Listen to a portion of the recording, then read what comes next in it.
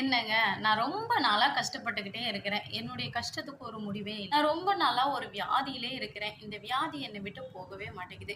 நான் குடும்பத்துல ஒரு பிரச்சனையில இருக்கிறேன். இந்த பிரச்சனை என்னை விட்டு போகவே மாட்டேங்குது. எவ்வளவு படிச்சாலும் அந்த எக்ஸாம் டைம்ல நான் கோட்ட விட்டுர்றேன். இதுக்கெல்லாம் ஒரு முடிவே இல்லையா?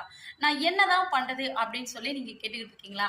எனக்கு பிரியமானவர்களே, நீதிமொழிகள் 23வது அதிகாரத்துல 18வது வசனம் இப்படியாய் சொல்லுகிறது, நிச்சயமாகவே முடிவு உண்டு. உன் நம்பிக்கை வீண் போகாது. அதனால எனக்கு பிரியமானவர்களே, நீங்க கஷ்டப்படுறீங்க, நீங்க பிரயாசப்படுகிறீங்க, அதற்கு எந்த ஒரு பலனும் இல்ல அப்படின்னு நீங்க நினைச்சீங்கன்னா, நீங்க ஒண்ணு மாத்திரம் செய்யுங்க. உங்களுடைய நம்பிக்கையை கர்த்தர் மேல வைங்க. அப்படி உங்க நம்பிக்கை கர்த்தர் மேல இருக்குமானா, உங்கள பார்த்து அவர் சொல்றாரு, உன்னுடைய பிரச்சனைகளுக்கு, உன்னுடைய போராட்டங்களுக்கு, உன்னுடைய வியாதிக்கு, உன்னுடைய பலவீனத்திற்கு இந்த நாள்ல ஒரு முடிவு உண்டு. அதனால என்னைக்குமே உங்க நம்பிக்கை வீண் போகாதபடி நீங்க உங்க நம்பிக்கைக்கு தக்கதான பிரதிபலனை அவர் உங்களுக்கு தருவார்.